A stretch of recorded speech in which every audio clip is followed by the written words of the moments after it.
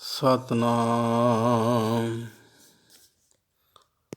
ਸ੍ਰੀ ਵਾਹਿਗੁਰੂ ਸਾਹਿਬ JIO. ਸ੍ਰੀ ਰਾਗ ਮਹੱਲਾ ਪੰਜਵਾ। ਸਰਣ ਪਏ ਪ੍ਰਭ ਆਪਣੇ, ਗੁਰ ਹੋਆ ਕਿਰਪਾਲ। ਸਤਿਗੁਰ ਕੈ ਉਪਦੇਸਿਐ, ਬਿਨਸੇ ਸਰਬ ਜੰਜਾਲ। ਅੰਦਰ ਲੱਗਾ ਰਾਮ ਨਾਮ, ਅੰਮ੍ਰਿਤ ਨਦਰ ਨਿਹਾਲ। ਮਨ ਮੇਰੇ ਸਤਿਗੁਰ ਸੇਵਾ ਸਾਰ, ਕਰੇ ਦਇਆ ਪ੍ਰਭ ਆਪਣੀ। ਇਕ ਨਿਮਖ ਨ ਮਨਹੁ ਵਿਸਾਰ ਰਹਾਉ। ਗੁਣ ਗੋਬਿੰਦ ਨਿਤ ਗਾਵੀਐ, ਅਵਗੁਣ ਕੱਟਣ ਹਾਰ। ਬਿਨ ਹਰਿ ਨਾਮ ਨ ਸੁਖ ਹੋਇ, ਕਰ ਡਿਠੇ ਬਿਸਥਾਰ। ਸਹਜੇ ਸਿਫਤੀ ਰਤਿਆ, ਭਵ ਜਲ ਉਤਰੇ ਪਾਰ। ਤੀਰਥ ਵਰਤ ਲਖ ਸੰਜਮਾ, ਪਾਈਐ ਸਾਧੂ ਧੂਰ। ਲੋਕ ਕਮਾਵੈ ਕਿਸ ਤੇ, ਜਾਂ ਵੇਖੈ ਸਦਾ ਹਦੂਰ। ਥਾਨ ਥਨੰਤਰ ਰਵ ਰਹਿਆ, ਪ੍ਰਭ ਮੇਰਾ ਭਾਰਪੂਰ। ਸੱਚ ਪਾਤਸ਼ਾਹੀ ਅਮਰ ਸੱਚ, ਸੱਚੇ ਸੱਚਾ ਥਾਨ। ਸੱਚੀ ਕੁਦਰਤ ਧਾਰਿਅਨ, ਸੱਚ ਸਿਰਜਿਓਨ ਜਹਾਨ। ਨਾਨਕ ਜਪੀਐ ਸਚ ਨਾਮ, ਹਉ ਸਦਾ ਸਦਾ ਕੁਰਬਾਨ। ਸ੍ਰੀ ਰਾਗ ਮਹੱਲਾ ਪੰਜਵਾ। ਸ੍ਰੀ ਰਾਗ ਮਹੱਲਾ ਪੰਜਵਾ। ਉਦਮ ਕਰ ਹਰਿ ਜਪਣਾ, ਬੜ ਭਾਗੀ ਧਨ ਖਾਟ। ਸੰਤ ਸੰਗ ਹਰਿ ਸਿਮਰਣਾ, ਮਲ ਜਨਮ ਜਨਮ ਕੀ ਕਾਟ। ਮਨ ਮੇਰੇ RAM ਨਾਮ ਜਪ ਜਾਪ, ਮਨ ਇੱਛੇ ਫਲ ਭੁੰਚ ਤੂੰ। ਸਭ ਚੂਕੈ ਸੋਗ ਸੰਤਾਪ ਰਹਾਉ। ਜਿਸ ਕਾਰਨ ਤਨ ਧਾਰਿਆ, ਸੋ ਪ੍ਰਭ ਡਿਠਾ ਨਾਲ। ਜਲ ਥਲ ਮਹੀਅਲ ਪੂਰਿਆ, ਪ੍ਰਭ ਆਪਣੀ ਨਦਰ ਨਿਹਾਲ। ਮਨ ਤਨ ਨਿਰਮਲ ਹੋਇਆ, ਲਾਗੀ ਸਾਚ ਪ੍ਰੀਤ। ਚਰਨ ਭਜੇ ਪਾਰ ਬ੍ਰਹਮ ਕੇ, ਸਭ ਜਪ ਤਪ ਤਿਨ ਹੀ ਕੀਤ। ਰਤਨ ਜਵੇ ਹਰ ਮਾਣਕਾ, ਅੰਮ੍ਰਿਤ ਹਰਿ ਕਾ ਨਾਉ। ਸੂਖ ਸਹਜ ਆਨੰਦ ਰਸ, ਜਨ ਨਾਨਕ ਹਰਿ ਗੁਣ ਗਾਉ। ਸ੍ਰੀ ਰਾਗ ਮਹੱਲਾ ਪੰਜਵਾ। ਸੋਈ ਸਾਹਤ ਸੌਣ ਸੋਏ, ਜਿਤ ਜਪੀਐ ਹਰਿ ਨਾਉ। ਚਰਨ ਕਮਲ ਗੁਰ ਧਨ ਦੀਆ, ਮਿਲਿਆ ਨਿਥਾਵੇ ਥਾਉ। ਸਾਚੀ ਪੂੰਜੀ ਸਚ ਸੰਜਮੁ, ਆਠ ਪਹਿਰ ਗੁਣ ਗਾਉ। ਕਰ ਕਿਰਪਾ ਪ੍ਰਭ ਭੇਟਿਆ, ਮਰਨ ਨ ਆਵਣ ਜਾਉ। ਮੇਰੇ ਮਨ ਹਰਿ ਭਜ ਸਦਾ ਇਕ ਰੰਗ, ਘਟ ਘਟ ਅੰਤਰ ਰਵ ਰਹਿਆ, ਸਦਾ ਸਹਾਈ ਸੰਗ ਰਹਾਉ। ਸੁਖਾਂ ਕੀ ਮਿਤ ਕਿਆ ਗਣੀ, ਜਾ ਸਿਮਰੀ ਗੋਬਿੰਦ। ਜਿਨ ਚਾਖਿਆ ਸੇ ਤ੍ਰਿਪਤਾਸਿਆ, ਉਹ ਰਸ ਜਾਣੈ ਜਿੰਦ। ਸੰਤਾਂ ਸੰਗਤ ਮਨ ਵਸੈ, ਪ੍ਰਭ ਪ੍ਰੀਤਮ ਬਖਸ਼ਿੰਦ। ਜਿਨ ਸੇਵਿਆ ਪ੍ਰਭ ਆਪਣਾ, ਸੋਈ ਰਾਜ ਨਰਿੰਦ।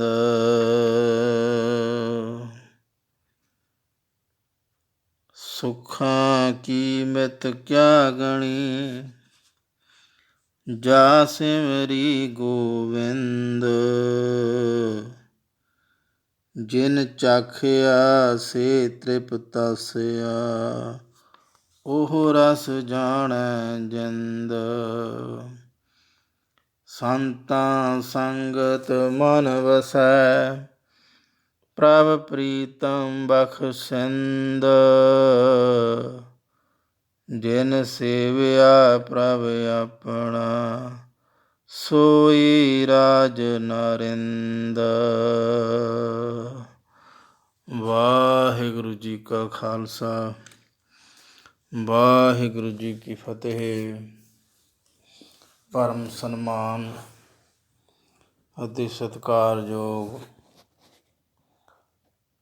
ਸਾਧ ਸੰਗਤ ਜੀਓ, ਅੱਜ ਆਪ ਜੀ ਨੇ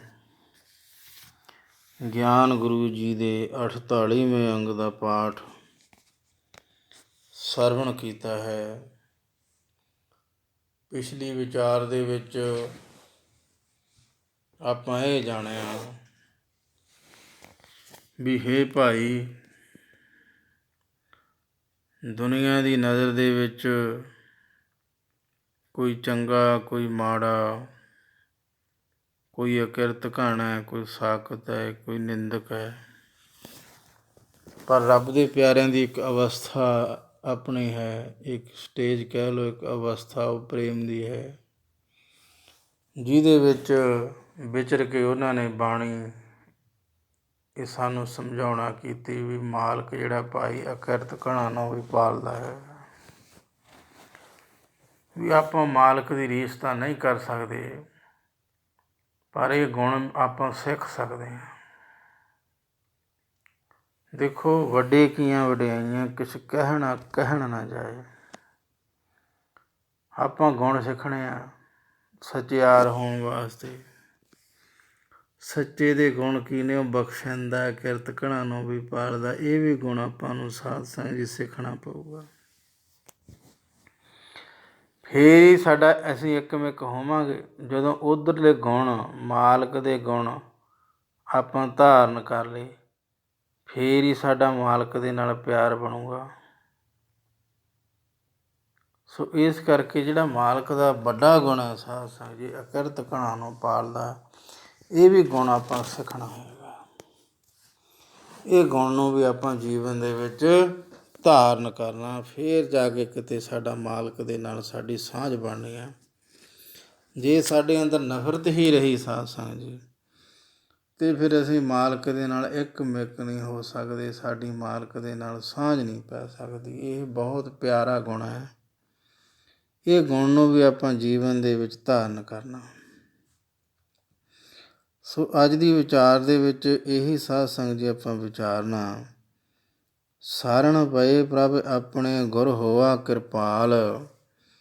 ਜਦੋਂ ਗੁਰੂ ਨੇ ਕਿਰਪਾ ਕੀਤੀ, ਅਸੀਂ ਸ਼ਰਨ ਦੇ ਵਿੱਚ, ਪ੍ਰਭੂ ਦੀ ਸ਼ਰਨ ਦੇ ਵਿੱਚ ਚਲੇ ਗਏ। ਆਪਾਂ ਪ੍ਰਭੂ ਦੀ ਸ਼ਰਨ ਦੇ ਵਿੱਚ ਚਲੇ ਗਏ। ਫਿਰ ਕੀ ਹੋਇਆ? ਸਤਿਗੁਰ ਕੈ ਉਪਦੇਸਿਆ, ਬਿਨਸੈ ਸਰਬ ਜੰਜਾਲ। ਸਤਿਗੁਰ ਦਾ ਆਪਾਂ ਉਪਦੇਸ਼ ਨਿੱਧਾ ਪ੍ਰਤੀ ਸਰਵਣ ਕਰਦੇ ਹਾਂ। ਇੱਕ ਸਾਧ ਸੰਗਤ ਜੀ ਵਿਸ਼ੇਸ਼ ਜਿਹੜੀ ਬੇਨਤੀ ਕਰਨੀ ਆ, ਇਹ ਕਰਨੀ ਆ ਵੀ ਦੇਖੋ, ਇੱਕ ਤਾਂ ਜੀਵਨ ਵਾਸਤੇ, ਸੰਸਾਰ ਦੇ ਵਿੱਚ ਵਿਚਰਨ ਵਾਸਤੇ ਸਕੂਲੀ ਵਿੱਦਿਆ ਹੈ। ਜਿਹੜੇ ਸਕੂਲ ਦੇ ਵਿੱਚ ਟੀਚਰ, ਮਾਸਟਰ, ਅਧਿਆਪਕ ਪੜ੍ਹਾਉਂਦੇ ਨੇ ਬੱਚਿਆਂ ਨੂੰ, ਇਸ ਵਿੱਦਿਆ ਜਿਹੜੀ ਸੰਸਾਰ ਦੇ ਵਿੱਚ ਵਿਚਰਨ ਲਈ ਬਹੁਤ ਜ਼ਰੂਰੀ ਵਿੱਦਿਆ ਹੈਗੀ ਹੈ। ਉਸ ਤੋਂ ਬਾਅਦ ਆ ਜਾਂਦੀ ਹੈ ਸਾਧ ਸੰਗਤ ਜੀ ਪ੍ਰੈਕਟੀਕਲ, ਜਿਹਨੂੰ ਆਪਾਂ ਡਿਪਲੋਮਾ ਕਹਿ ਦਿੰਦੇ ਹਾਂ। ਇਹ ਵੀ ਸੰਸਾਰ ਦੇ ਵਿੱਚ ਵਿਚਰਨ ਵਾਸਤੇ ਸਾਨੂੰ ਵਿੱਦਿਆ ਬੜੀ ਜ਼ਰੂਰੀ ਹੈ। ਫਿਰ ਉਸ ਤੋਂ ਬਾਅਦ ਡਿਗਰੀਆਂ ਆ ਜਾਂਦੀਆਂ ਨੇ ਸਾਧ ਸੰਗਤ ਜੀ, ਜਿਹੜੀਆਂ ਡਿਪਲੋਮੇ ਵਾਲਿਆਂ ਨੂੰ ਵੀ ਦੀ ਦੇਖ ਰੇਖ ਕਰਦੀਆਂ ਨੇ ਉੱਪਰ ਡਿਗਰੀਆਂ ਵਾਲੇ। ਉਹ ਵੀ ਸਾਨੂੰ ਬਹੁਤ ਜ਼ਰੂਰੀ ਹੈ ਸੰਸਾਰ ਦੇ ਵਿੱਚ ਵਿਚਰਨ ਵਾਸਤੇ। ਜਿਹੜੀ ਇਹ ਵਿੱਦਿਆ, ਇਹ ਸੰਸਾਰ ਦੇ ਵਿੱਚ ਵਿਚਰਨ ਵਾਸਤੇ ਭਾਵੇਂ ਡਾਕਟਰ ਦੀ ਹੈ ਅਤੇ ਭਾਵੇਂ ਮਾਸਟਰ ਦੀ ਹੈ ਅਤੇ ਭਾਵੇਂ ਵੈਦ ਦੀ ਹੈ, ਭਾਵੇਂ ਖੇਤੀਬਾੜੀ ਨਾਲ ਸੰਬੰਧਿਤ ਹੈ। ਇਹ ਵਿੱਦਿਆ ਸਾਧ ਸੰਗਤ ਜੀ ਸਾਨੂੰ ਸੰਸਾਰ ਦੇ ਵਿੱਚ ਵਿਚਰਨ ਵਾਸਤੇ ਬਹੁਤ ਜ਼ਰੂਰੀ ਹੈ। ਸੋ ਜਿਵੇਂ ਸੰਸਾਰ ਦੇ ਵਿੱਚ ਵਿਚਰਨ ਵਾਸਤੇ ਅਨੇਕਾਂ ਪ੍ਰਕਾਰ ਦੀ, ਨਾਨਾ ਪ੍ਰਕਾਰ ਦੀ ਵਿੱਦਿਆ, ਇਸੇ ਤਰ੍ਹਾਂ ਜਿਹੜਾ ਸਾਡਾ ਅਧਿਆਤਮਿਕ ਪੱਖ ਆ, ਆਤਮਿਕ ਪੱਖ ਆ ਜਿਹੜਾ ਸਾਡਾ, ਉਹਦੇ ਵਿੱਚ ਵਿਚਰਨ ਵਾਸਤੇ ਸਭ ਤੋਂ ਜ਼ਰੂਰੀ ਹੈ ਸਾਧ ਸੰਗਤ ਜੀ ਸ੍ਰੀ ਗੁਰੂ ਗ੍ਰੰਥ ਸਾਹਿਬ ਜੀ ਦੀ ਵਿੱਦਿਆ। ਸ੍ਰੀ ਗੁਰੂ ਗ੍ਰੰਥ ਸਾਹਿਬ ਜੀ ਦੀ ਵਿੱਦਿਆ ਦੇ ਬਰਾਬਰ ਹੋਰ ਕੋਈ ਵਿੱਦਿਆ ਨਹੀਂ ਹੈਗੀ ਸਾਧ ਸੰਗਤ ਜੀ। ਇੰਨੀ ਗੱਲ ਯਾਦ ਜ਼ਰੂਰ ਰੱਖਣਾ ਵੀ ਅਸੀਂ ਆਦਿ ਗੁਰੂ ਜੀ ਦੀ ਵਿੱਦਿਆ ਨੂੰ ਛੱਡ ਕੇ ਹੋਰ ਗ੍ਰੰਥ ਪੜ੍ਹਨ ਲੱਗ ਜਾਂਦੇ ਹਾਂ ਨਾ। ਚਲੋ ਆਪਾਂ ਨਾਮ ਤਾਂ ਨਹੀਂ ਲੈਣੇ, ਫਿਰ ਕਈ ਵਾਰੀ ਸੰਗਤਾਂ ਵਿਰੋਧ ਕਰਦੀਆਂ ਨੇ। ਜਦੋਂ ਸਾਡੇ ਕੋਲ ਆਦਿ ਗੁਰੂ ਜੀ ਦੀ ਵਿੱਦਿਆ ਹੈਗੀ ਆ ਅਧਿਆਤਮਿਕ ਪੱਖ ਦੀ ਮਜ਼ਬੂਤੀ ਵਾਸਤੇ, ਪ੍ਰਭੂ ਦੇ ਮਿਲਾਪ ਵਾਸਤੇ, ਆਤਮ ਪੱਖ ਦੀ ਜਾਣਕਾਰੀ ਵਾਸਤੇ, ਫਿਰ ਅਸੀਂ ਹੋਰ ਕਿਤਾਬਾਂ, ਸਾਨੂੰ ਹੋਰ ਵਿੱਦਿਆ, ਹੋਰ ਗ੍ਰੰਥ ਪੜ੍ਹਨ ਦੀ ਜ਼ਰੂਰਤ ਨਹੀਂ ਹੈ। ਜਿਹੜੇ ਕਿ ਐਵੇਂ ਵਿਦਵਾਨਾਂ ਕਹਿੰਦੇ ਅਸੀਂ ਵਿਦਵਾਨ ਹਾਂ, ਉਹਨਾਂ ਨੇ ਬਾਹਰਲੀ ਵਿੱਦਿਆ ਹੋਰ ਇਕੱਠੀ ਕਰਕੇ ਆਪੋ ਆਪਣੇ ਗ੍ਰੰਥ ਰਚਤੇ। ਜਿੰਨੇ ਲੇਖਕ ਨੇ ਸਾਧ ਸੰਗਤ ਜੀ, ਉਹਨਾਂ ਨੇ ਆਪੋ ਆਪਣੀ ਬੁੱਧੀ ਦੇ ਅਨੁਸਾਰ ਬਾਹਰੋਂ ਗ੍ਰੰਥਾਂ ਦੇ ਵਿੱਚੋਂ ਵਿੱਦਿਆ ਇਕੱਤਰ ਕਰਕੇ ਆਪੋ ਆਪਣੇ ਗ੍ਰੰਥ ਰਚਦੇ। ਹੁਣ ਜਿਹੜੇ ਗੁਰਮੁਖ ਪਿਆਰੇ ਨੇ, ਜਿਨ੍ਹਾਂ ਨੇ ਆਪਣੀ ਮੰਜ਼ਿਲ ਸਰ ਕਰਨੀ, ਜਿਨ੍ਹਾਂ ਨੇ ਪ੍ਰਭੂ ਮਿਲਾਪ ਦੀ ਤਾਂਘ ਹੈ, ਹੁਣ ਉਹਨਾਂ ਵਾਸਤੇ ਜ਼ਰੂਰੀ ਹੈ ਭਾਈ ਵੀ ਬਾਕੀ ਵਿੱਦਿਆ ਤੁਸੀਂ ਨਾ ਪੜ੍ਹੋ, ਧਾਰਮਿਕ ਗ੍ਰੰਥ ਬਾਕੀ। ਦੇਖੋ ਸੰਸਾਰੀ ਵਿੱਦਿਆ ਤਾਂ ਪੜ੍ਹਨੀ ਹੈ ਸਾਰੀ, ਆਪਾਂ ਤਾਂ ਪਹਿਲਾਂ ਹੀ ਬੇਨਤੀ ਕੀਤੀ ਹੈ। ਬਾਕੀ ਧਾਰਮਿਕ ਗ੍ਰੰਥ ਤੁਸੀਂ ਨਾ ਪੜ੍ਹੋ, ਇੱਕੋ ਹੀ ਗ੍ਰੰਥ ਆਦਿ ਸ੍ਰੀ ਗੁਰੂ ਗ੍ਰੰਥ ਸਾਹਿਬ ਮਹਾਰਾਜ ਦੀ ਵਿੱਦਿਆ, ਇਹੀ ਆਪਾਂ ਸਿੱਖ ਲਈਏ ਸਾਧ ਸੰਗਤ ਜੀ। ਇਹੀ ਸਾਡੇ ਵਾਸਤੇ ਬਹੁਤ ਜ਼ਰੂਰੀ ਹੈ। ਤੋ ਇਹ ਜਦੋਂ ਸਤਿਗੁਰ ਦਾ ਉਪਦੇਸ਼, ਆਪਾਂ ਇਹ ਭਗਤਾਂ ਦੇ ਉਪਦੇਸ਼ ਨੇ ਸਾਧ ਸੰਗਤ ਜੀ, ਜਿਵੇਂ ਨਾਨਕ ਦਾਸ ਜਨ ਨਾਨਕ, ਇਸੇ ਤਰ੍ਹਾਂ ਸਾਰੇ ਭਗਤਾਂ ਨੇ, ਗੁਰੂਆਂ ਨੇ ਆਪੋ ਆਪਣੇ ਆਪ ਨੂੰ ਦਾਸ, ਸੇਵਕ, ਜਨ, ਦਾਸਨ ਦਾਸ, ਦਾਸਾਂ ਦਾ ਵੀ ਦਾਸ ਆਖਿਆ ਹੈ। ਸੋ ਇਹ ਵਿੱਦਿਆ ਜਦੋਂ ਅਸੀਂ ਪੜ੍ਹਾਂਗੇ ਸਾਧ ਸੰਗਤ ਜੀ, ਫਿਰ ਕੀ ਹੋਊਗਾ? ਸਤਿਗੁਰ ਕੈ ਉਪਦੇਸਿਆ ਬਿਨਸੇ ਸਰਬ ਜੰਜਾਲ। ਜਿਹੜੇ ਹੋਰ ਐਵੇਂ ਜੰਜਾਲ ਬਾਹਰੋਂ ਵਿੱਦਿਆ ਇਕੱਠੀ ਕਰਕੇ ਗ੍ਰੰਥ ਲਿਖਦੇ, ਕਿਸੇ ਨੇ ਤੇ ਕੋਈ ਇਤਿਹਾਸ ਲਿਖਤਾ, ਕਿਸੇ ਨੇ ਮਿਥਿਹਾਸ ਲਿਖਤਾ, ਕਿਸੇ ਨੇ ਕੁਛ ਲਿਖਤਾ, ਕਿਸੇ ਨੇ ਕੁਛ ਲਿਖਤਾ, ਉਹ ਸਾਰੀ ਵਿੱਦਿਆ ਸਾਧ ਸੰਗਤ ਜੀ ਸਾਨੂੰ ਪੜ੍ਹਨ ਵਾਸਤੇ ਮਿਲੀ ਹੈ। ਹੁਣ ਆਪਾਂ ਇਹਦੇ ਵਿੱਚੋਂ ਕੱਢਣਾ ਪਾਉਣਾ ਕੀ ਹੈ? ਆਪਾਂ ਤਾਂ ਆਪਣੀ ਯਾਤਰਾ ਸਫਲ ਕਰਨੀ ਹੈ। ਸੋ ਆਪਣੀ ਯਾਤਰਾ ਸਫਲ ਕਰਨ ਵਾਸਤੇ ਆਦਿ ਸ੍ਰੀ ਗੁਰੂ ਗ੍ਰੰਥ ਸਾਹਿਬ ਜੀ ਦੀ ਵਿੱਦਿਆ ਹੀ ਸਾਡੇ ਵਾਸਤੇ ਮਹਾਨ ਸੰਪੂਰਨ ਵਿੱਦਿਆ ਹੈ। ਇਹਦੇ ਵਿੱਚੋਂ ਅਸੀਂ ਖੋਜਣਾ, ਜੇ ਸਾਡੀ ਲੋਚਾ ਹੈਗੀ ਪ੍ਰਭੂ ਮਿਲਾਪ ਦੀ, ਆਤਮ ਦਰਸ਼ਨ ਦੀ, ਫਿਰ ਸਾਧ ਸੰਗਤ ਜੀ ਸਤਿਗੁਰ ਦੇ ਉਪਦੇਸ਼ ਦੇ ਵਿੱਚੋਂ ਹੀ ਅਸੀਂ ਗਿਆਨ ਪ੍ਰਾਪਤ ਕਰਕੇ ਆਪਣੀ ਮੰਜ਼ਿਲ ਸਰ ਕਰ ਸਕਦੇ ਹਾਂ, ਆਪਣੇ ਆਪ ਦੇ ਦੀਦਾਰ ਕਰ ਸਕਦੇ ਹਾਂ, ਮਾਲਕ ਦੇ ਦੀਦਾਰ ਕਰ ਸਕਦੇ ਹਾਂ। ਇਹ ਵਿੱਦਿਆ ਸਾਧ ਸੰਗਤ ਜੀ ਇਸੇ ਕਰਕੇ ਅਤਿਅੰਤ ਜ਼ਰੂਰੀ ਹੈ, ਕਿਉਂਕਿ ਆਦਿ ਸ੍ਰੀ ਗੁਰੂ ਗ੍ਰੰਥ ਸਾਹਿਬ ਜੀ ਦੀ ਵਿੱਦਿਆ ਹੋਣ ਦੇ ਬਾਵਜੂਦ ਆਪਾਂ ਨੂੰ ਹੋਰ ਗ੍ਰੰਥ ਪੜ੍ਹਨ ਦੀ ਲੋੜ ਨਹੀਂ ਹੈਗੀ। ਇਹ ਵੀ ਯਾਦ ਰੱਖੇ ਪਹਿਲਾਂ, ਬਾਕੀ ਗ੍ਰੰਥ ਲਿਖੇ ਬਹੁਤ ਪਏ ਨੇ, ਸੋ ਉਹ ਸਾਡੇ ਵਾਸਤੇ ਉਲਝਣ ਪੈ ਜਾਊ। ਫਿਰ ਜਿਹੜੀ ਕਹਾਣੀ ਹੈ ਸਾਡੀ ਨਾ, ਉਹ ਉਲਝ ਜਾਣੀ ਹੈ। ਸੋ ਇਸ ਕਰਕੇ ਸਤਿਗੁਰ ਦੇ ਉਪਦੇਸ਼ ਕਰਕੇ ਬਿਨਸੇ ਸਰਬ ਜੰਜਾਲ, ਸਾਰੇ ਜੰਜਾਲ ਨੇ ਜਿਹੜੇ ਮਾਇਆ ਦਾ, ਵਿੱਦਿਆ ਦਾ ਵੀ ਜੰਜਾਲ ਹੁੰਦਾ ਹੈ। ਜਿਹੜੀ ਵਿੱਦਿਆ ਹੁੰਦੀ ਹੈ ਸਾਧ ਸੰਗਤ ਜੀ, ਇਹ ਵੀ ਜੰਜਾਲ ਹੁੰਦੀ ਹੈ ਇੱਕ ਕਿਸਮ ਦੀ। ਵਿੱਦਿਆ ਦੇ ਵਿੱਚੋਂ ਆਪਾਂ ਵਿੱਦਿਆ ਇਕੱਤਰ ਕਰਨੀ ਹੈ। ਹੁਣ ਦੁਨੀਆ ਦੇ ਇੰਨੇ ਗ੍ਰੰਥ ਲਿਖੇ ਪਏ ਨੇ, ਆਪਾਂ ਪੜ੍ਹ ਵੀ ਨਹੀਂ ਸਕਦੇ। ਇੰਨੇ ਗ੍ਰੰਥਾਂ ਦੀ ਰਚਨਾ ਹੋਈ ਹੈ, ਇੰਨੀਆਂ ਕਿਤਾਬਾਂ ਦੀ ਰਚਨਾ ਇੰਨੇ ਲੇਖਕਾਂ ਨੇ ਲਿਖੀਆਂ ਹੋਈਆਂ। ਸੋ ਆਪਾਂ ਕੀ ਕਰਨਾ? ਆਪਾਂ ਜਿਹੜੀ ਆਪਣੀ ਲੋੜੀਂਦੀ ਵਿੱਦਿਆ ਹੈਗੀ ਆਪਾਂ ਨੂੰ, ਉਹ ਸੌਖੇ ਤਰੀਕੇ ਦੇ ਨਾਲ ਗੁਰੂ ਗ੍ਰੰਥ ਸਾਹਿਬ ਜੀ ਵਿੱਚੋਂ ਸਾਨੂੰ ਪ੍ਰਾਪਤ ਹੁੰਦੀ ਹੈ। ਸੋ ਇਸ ਕਰਕੇ ਭਾਈ, ਜਦੋਂ ਸਤਿਗੁਰ ਕਿਰਪਾ ਕਰਦੇ ਹੈ, ਸਤਿਗੁਰ ਕੈ ਉਪਦੇਸਿਆ ਬਿਨਸੇ ਸਰਬ ਜੰਜਾਲ, ਅੰਦਰ ਲੱਗਾ ਰਾਮ ਨਾਮ ਅੰਮ੍ਰਿਤ ਨਦਰ ਨਿਹਾਲ। ਫਿਰ ਇਹ ਵਿਦਿਆ ਨੂੰ ਪੜ੍ਹ ਕੇ ਅੰਦਰ ਕੀ ਹੋਊਗਾ ਸਾਧ ਸੰਗਤ ਜੀ? ਰਾਮ। ਜਿਵੇਂ ਆਪਾਂ ਕਹਿੰਦੇ ਹਾਂ ਸ਼੍ਰੀ ਰਾਮ, ਇਹਦਾ ਉਚਾਰਨ ਹਿਰਦੇ 'ਚੋਂ ਹੋਊਗਾ ਸ਼੍ਰੀ ਰਾਮ। ਜਦੋਂ ਰਾਮ ਮੰਮਾ ਆ ਗਿਆ, ਮੰਮੇ ਦੀ ਜਦੋਂ ਸਮਾਪਤੀ ਹੁੰਦੀ ਹੈ ਧੁਨੀ ਦੀ, ਉਹ ਹਿਰਦੇ ਵਿੱਚ ਚਲਿਆ ਜਾਂਦਾ ਸਾਡੇ। ਆਪ ਜੀ ਉਚਾਰਨ ਕਰਕੇ ਦੇਖਣਾ ਸ਼੍ਰੀ ਰਾਮ। ਜਿਹੜੀ ਮੰਮੇ ਦੀ ਲਾਟ ਆਵਾਜ਼ ਧੁਨੀ ਹੈ, ਇਹ ਸਾਧ ਸੰਗਤ ਸਾਡੇ ਹਿਰਦੇ ਵਿੱਚ ਚਲੀ ਜਾਂਦੀ ਹੈ। ਸੋ ਇਸ ਕਰਕੇ ਰਾਮ ਹੁੰਦਾ ਰਮਿਆ ਹੋਇਆ। ਰਾਮ ਨੂੰ ਆਪਾਂ ਕੀ ਕਹਿੰਦੇ ਹਾਂ? ਜਿਹੜਾ ਰਮਿਆ ਹੋਇਆ। ਸੋ ਇਸ ਕਰਕੇ ਇੰਨੀ ਹੀ ਵਿੱਦਿਆ ਸਾਡੀ ਬੜੀ ਲਾਭਦਾਇਕ, ਬੜੀ ਜ਼ਰੂਰੀ ਹੈ ਕਿ ਸ਼੍ਰੀ ਰਾਮ ਨਾਮਾ ਉਚਰ ਮਨ ਆਗਾ, ਜਮ ਦਲ ਬਿਖਮ ਘਨਾ। ਸੋ ਭਾਈ ਇਹ ਜਿਹੜਾ ਅੰਮ੍ਰਿਤ ਮ੍ਰਿਤਿੂ ਤੋਂ ਰਹਿਤ ਕਰ ਦਿੰਦਾ ਨਾਮ ਸਾਨੂੰ, ਫਿਰ ਜਨਮ ਮਰਨ ਦਾ ਦੁੱਖ ਜਿਹੜਾ ਸਾਡਾ ਉਹ ਸਤਾਉਂਦਾ ਨਹੀਂ ਹੈ ਸਾਧ ਸੰਗਤ। ਨਹੀਂ ਤਾਂ ਜਦੋਂ ਆਪਾਂ ਗ੍ਰੰਥ ਪੜ੍ਹਦੇ ਹਾਂ, ਜਨਮ ਮਰਨ ਦੇ ਦੁੱਖ ਲਿਖੇ ਹੋਏ ਨੇ, ਆਪਾਂ ਨੂੰ ਕਿੰਨਾ ਪੜ੍ਹ ਕੇ ਹੀ ਲੱਗਦਾ ਵੀ ਹੈ ਇੰਨੀ ਤਕਲੀਫ ਹੁੰਦੀ ਹੈ, ਜਨਮ ਮਰਨ ਦੇ ਇੰਨੇ ਦੁੱਖ ਹੁੰਦੇ ਨੇ। ਸੋ ਇਸ ਕਰਕੇ ਸਾਧ ਸੰਗਤ ਜੀ ਅਤਿਅੰਤ ਬਹੁਤ ਹੀ ਬਹੁਤ ਜ਼ਰੂਰੀ ਹੈ ਕਿ ਅੰਮ੍ਰਿਤ ਹੈ ਜਿਹੜਾ ਉਹ ਨਾਮ ਆ, ਨਦਰ ਨਿਹਾਲ ਨਿਹਾਲ ਨਿਹਾਲ ਹੋ ਜਾਂਦਾ। ਇਹ ਨਾਮ ਦੇ ਵਿੱਚੋਂ ਹੀ, ਹਿਰਦੇ ਦੇ ਵਿੱਚ ਜਦੋਂ ਆਪਾਂ ਕਹਿੰਦੇ ਹਾਂ ਘਟ ਘਟ ਕੇ ਅੰਤਰ ਕੀ ਜਾਣਤ, ਘਟ ਨਾਮ ਹਿਰਦੇ ਦਾ ਹੈਗਾ ਹੈ, ਅੰਦਰ ਲੱਗਾ ਰਾਮ ਨਾਮ, ਅੰਦਰ ਨਾਮ ਹਿਰਦੇ ਦਾ ਹੈਗਾ। ਅੰਦਰ ਕਿਹਨੂੰ ਕਹਿੰਦੇ ਆਪਾਂ? ਆਪਣੇ ਅੰਦਰ ਕੀ ਹੈ? ਹਿਰਦਾ। ਸੋ ਹਿਰਦੇ ਦੇ ਵਿੱਚ ਜਦੋਂ ਰਾਮ ਨਾਮ ਵਸ ਗਿਆ, ਰਾਮ ਨਾਮ ਦਾ ਪਿਆਰ ਵਸ ਗਿਆ ਸਾਧ ਸੰਗਤ ਜੀ, ਸੋ ਫਿਰ ਸਾਡੇ 'ਤੇ ਕਿਰਪਾ ਹੋ ਜਾਂਦੀ ਹੈ। ਰਸਨਾ ਦੇ ਨਾਲ ਅਸੀਂ ਜਪਣਾ, ਹਿਰਦੇ ਤੱਕ ਪਹੁੰਚ ਕਰਨੀ ਹੈ। ਰਸਨਾ ਜਪਦੀ ਜਪਦੀ ਸਾਡੀ ਹਿਰਦੇ ਤੱਕ ਪਹੁੰਚ ਕਰ ਲੂ। ਹਿਰਦੇ ਦੇ ਵਿੱਚੋਂ ਵੀ ਵਾਹਿਗੁਰੂ ਵਾਹਿਗੁਰੂ ਦਾ ਆਵਾਜ਼ਾਂ ਆਉਣ ਲੱਗ ਜਾਂਦਾ। ਠੀਕ ਹੈ, ਕੋਈ ਰਾਮ ਜਪਦਾ, ਰਾਮ ਦਾ ਆਵਾਜ਼ਾਂ ਆਉਣ ਲੱਗ ਜਾਂਦਾ। ਕੋਈ ਪਰਵਤਗਾਰ ਜਪਦਾ, ਪਰਵਤਗਾਰ ਦਾ ਆਵਾਜ਼ਾਂ ਆਉਣ ਲੱਗ ਜਾਂਦਾ। ਸੋ ਇਸ ਕਰਕੇ ਅਤਿਅੰਤ ਬਹੁਤ ਜ਼ਰੂਰੀ ਹੈ ਭਾਈ। ਆਦਿ ਸ੍ਰੀ ਗੁਰੂ ਗ੍ਰੰਥ ਸਾਹਿਬ ਜੀ ਦੀ ਵਿੱਦਿਆ ਦੇ ਬਾਵਜੂਦ ਆਪਾਂ ਨੂੰ ਹੋਰ ਬਹੁਤੇ ਗ੍ਰੰਥ ਪੜ੍ਹਨ ਦੀ ਲੋੜ ਨਹੀਂ ਹੈਗੀ। ਨਹੀਂ ਤਾਂ ਅਸੀਂ ਉਹ ਗ੍ਰੰਥਾਂ ਵਿੱਚ ਉਲਝ ਜਾਵਾਂਗੇ।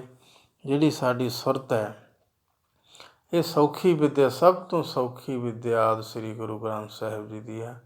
ਬਸ ਥੋੜ੍ਹੀ ਥੋੜ੍ਹੀ ਕਰਕੇ ਆਪਾਂ ਸਮਝਣ ਲੱਗ ਜਾਈਏ, ਫਿਰ ਸਾਡੀ ਗੱਲ ਹੌਲੀ ਹੌਲੀ ਸਮਝ ਵਿੱਚ ਆਉਣ ਲੱਗ ਜੂਗੀ। ਕਿ ਔਖੀ ਵਿੱਦਿਆ ਨਹੀਂ, ਔਖੀ ਤਾਂ ਕਰਕੇ ਦੱਸਿਆ ਗਿਆ ਵੀ ਇੰਨੀ ਔਖੀ ਹੈ ਜੀ, ਬਹੁਤ ਔਖਾ ਜੀ, ਨਾਮ ਆਇਆ ਜੀ, ਉਹ ਆ ਜੀ, ਇਹ ਗੱਲਾਂ ਨਹੀਂ ਹੈਗੀਆਂ। ਸਭ ਤੋਂ ਸਾਰੇ ਗ੍ਰੰਥਾਂ 'ਚੋਂ ਸਭ ਤੋਂ ਸੌਖੀ ਵਿੱਦਿਆ ਆਦਿ ਸ੍ਰੀ ਗੁਰੂ ਗ੍ਰੰਥ ਸਾਹਿਬ ਜੀ ਦੀ ਵਿੱਦਿਆ ਹੈਗੀ ਹੈ। ਸੋ ਜਿਉਂ ਜਿਉਂ ਆਪਾਂ ਵਿਚਾਰ ਕਰਾਂਗੇ, ਫਿਰ ਹੀ ਆਪਾਂ ਨੂੰ ਹੌਲੀ ਹੌਲੀ ਪਤਾ ਲੱਗਦਾ ਜਾਣਾ ਵੀ ਐਡਾ ਸੌਖੀ ਵਿੱਦਿਆ, ਵੀ ਇੰਨੀ ਸੌਖੀ ਵਿੱਦਿਆ ਤਾਂ ਆਪਾਂ ਸੋਚਿਆ ਵੀ ਹੈ ਨਹੀਂ ਸੀ ਵੀ ਇੰਨੀ ਸੌਖੀ ਵਿੱਦਿਆ ਹੈਗੀ ਹੈ। ਸੋ ਇਸ ਕਰਕੇ ਸਾਧ ਸੰਗਤ ਜੀ ਵੀ ਜਦੋਂ ਉਪਦੇਸ਼ ਦੁਆਰਾ ਹੀ ਜਿਹੜਾ ਮਾਇਆ ਦਾ ਜੰਜਾਲ ਹੈ, ਅਗਿਆਨ ਦੀ ਵਿੱਦਿਆ ਹੁੰਦੀ ਹੈ, ਇੱਕ ਗਿਆਨ ਹੁੰਦਾ, ਇੱਕ ਅਗਿਆਨ ਹੁੰਦਾ। ਅਗਿਆਨ ਵੀ ਵਿੱਦਿਆ ਹੁੰਦੀ, ਉਹ ਵਿੱਦਿਆ ਦੇ ਵਿੱਚੋਂ ਅੱਖਰਾਂ ਦੇ ਵਿੱਚੋਂ ਪ੍ਰਗਟ ਹੁੰਦਾ। ਜਿਹੜਾ ਗਿਆਨ ਆ ਉਹ ਵੀ ਅੱਖਰਾਂ ਦੁਆਰਾ ਜਾਣਿਆ ਜਾਂਦਾ, ਜਿਹੜਾ ਅਗਿਆਨ ਹੈ ਉਹ ਵੀ ਅੱਖਰਾਂ ਦੁਆਰਾ ਹੀ ਜਾਣਿਆ ਜਾਂਦਾ। ਤੋ ਅਗਿਆਨ ਦੀ ਵਿੱਦਿਆ ਜਿਹੜੀ ਹੈ, ਜਿਹੜੀ ਹੌਲੀ ਹੌਲੀ ਸਾਧ ਸੰਗਤ ਜੀ ਵਿੰਸ ਜਾਂਦੀ ਹੈ। ਸੋ ਗਿਆਨ ਦੀ ਵਿੱਦਿਆ ਹੀ ਰਹਿ ਜਾਂਦੀ ਹੈ। ਸੋ ਅੱਜ ਇੰਨੀ ਕੀ ਬੇਨਤੀ ਪ੍ਰਵਾਨ ਕਰਨੀ ਜੀ। ਭੁੱਲਾਂ ਚੁੱਕਾਂ ਦੀ ਖਿਮਾ ਬਖਸ਼ੋ ਅਸੀਸ। ਬੁਲਾਓ ਫਤਿਹ। ਵਾਹਿਗੁਰੂ ਜੀ ਕਾ ਖਾਲਸਾ, ਵਾਹਿਗੁਰੂ ਜੀ ਕੀ ਫਤਿਹ।